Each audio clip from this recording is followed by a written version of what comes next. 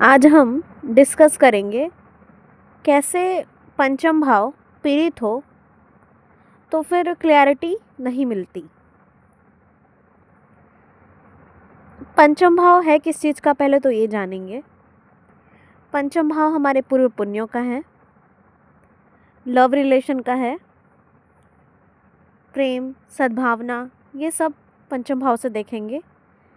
और हमारी जो परस्यूइंग स्टडी है वो भी पंचम भाव है। स्कूल, छोटे बच्चे, फर्स्ट चाइल्ड, ये सब पंचम भाव है। मंत्र सिद्धि, हमारे ईस्ट, ये सब पंचम भाव से देखते हैं। तो किसी ने मेरे से सवाल पूछा कि जब पंचम भाव पीड़ित हो तो क्या होता है। तो जाहिर सी बात है, जब पंचम भाव पीड़ित होगा तो इन सारी चीज़ों में ऑब्स्टेकल्स आएंगे, जैसे कि बच्चे होने में प्रॉब्लम होंगे, स्टडीज़ में दिक्कत आएगी, रुकावट आएंगे। जब बच्चा छोटा होगा तो जब नेटिव खुद, तो उसके स्टडीज़ रुक रुक के हो रहे होंगे, या फिर पढ़ने में बहुत अच्छा होगा उसके बावजूद भी वो कुछ कर ना पाए।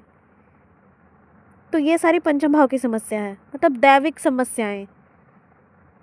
ईष्ट को ढूंढ पाना, कुछ अधूरा अधूरा सा फील होना, अपनी हॉबीज़ को परस्यू ना कर पाना, अपने इंटरेस्ट को समय के अभाव या फिर कुछ ऐसे एक्सपीरियंसेस हो जाना बचपन में जो लॉन्ग टाइम तक उसके ब्रेन को इफ़ेक्ट करती रहे,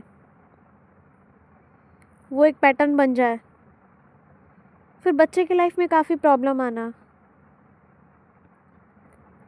बच्चे को लेकर ही परेशान रहना। पंचम भाव के मैटर को लेकर वो नेटिव परेशान रहेगा हमेशा, चाहे वो प्यार हो या फिर इंटरेस्ट हो या बच्चे हो या पढ़ाई हो। तो इन सब चीज़ों में उलझा उलझा सा फील करेगा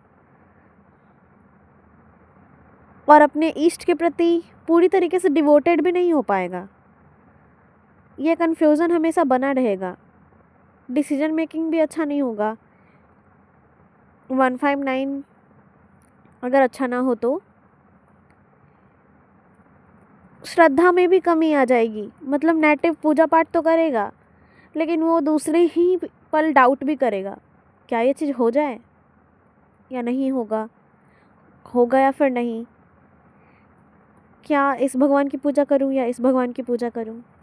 वो अपने ईष्ट को ढूंढ पाने में भी कनेक्शन जो फील है, वो कन्फ्यूजन आएगा। कभी इसकी पूजा कर लेते हैं, कभी उस भगवान की पूजा कर लेते हैं, कभी इसका मंत्र जाप कर लेते हैं। पंचम भाव मंत्र जप का भी होता है तो जाप का होता है। गुरु का ना मिल पाना, मंत्र दीक्षा ना हो पाना, कन्फ्यूज़न आना कि कभी इस देवता का भजन कर लेते हैं तो कभी इस देवी दुर्गा का भजन कर लेते हैं, और ये कन्फ्यूज़न ही हमेशा बना रह जाएगा। बच्चों को लेके परेशान, बच्चों के लाइफ में प्रॉब्लम आना, हेल्थ इश्यूज़ वगैरह। पंचम भाव हमारे पेट का भी है तो पेट में समस्या, पेट की समस्या, और जिसको पेट की समस्या हो गई उसका बाकी की बीमारियां भी ऑटोमेटिकली हो जाएंगी। तो जब हम मंत्र जाप करते हैं तो हमारा पेट भी सही रहता है। जब हमारी गट सही होगी तो ऑलरेडी हमारा केतु अच्छा है, माइक्रोब्स अच्छे होंगे और इस वजह से हम अच्छा फील करेंगे। तो पंचम भाव की समस्या जब हो तो मंत्र जाप करना चाहिए। और मंत्र जाप भी हम अलग अलग मंत्र जाप करेंगे, 100 चीज़ों का मंत्र जाप कर लें। अगर पंचम भाव अफ्लिक्शन में हो तो नेटिव सोचता है सबकी पूजा करूँगी, इस भगवान जी की भी, इस भगवान जी की भी, इसका भी मंत्र करूँगी, उसके भी मंत्र करूँगी, और इस चक्कर में कोई एक मंत्र, बॉडी जो है वो एक एनर्जी के ऊपर नहीं फिट बैठती और इस कन्फ्यूजन में एनर्जी अलाइनमेंट नहीं हो पाता और पेट खराब रहता है। मतलब हमारी बॉडी अब डिसाइड ही नहीं कर पा रही। हर चीज़ों की अपनी एक ऊर्जा होती है, यानी हनुमान चालीसा भी कर लिया, उसके बाद ये मंत्र भी हो गया, वो मंत्र भी हो गया, फिर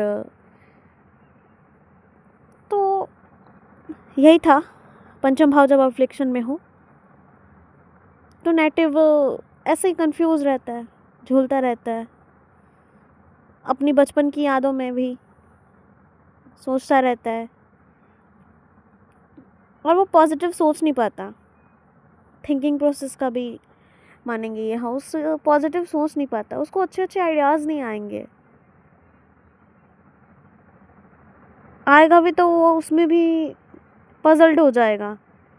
आइडिया आएगा, ये भी कर लेते, ये भी कर लेते, ये भी कर लेते, और इतना ज़्यादा सोचेगा, इतना ज़्यादा सोचेगा कि अंत में सोचेगा कि चलो छोड़ो यार, छोड़ ही देते हैं। एक्शन में वो नहीं आ पाएगा, वो चीज़ें सिद्ध नहीं हो पाएंगी। इसीलिए तो ये हाउस मंत्र सिद्धि का भी मानते हैं, साधना का, मंत्र जॉब का, ऊर्जा इकट्ठा करने का, पढ़ाई करने का, स्किल सीखने का, खुद को बिल्डअप करने का।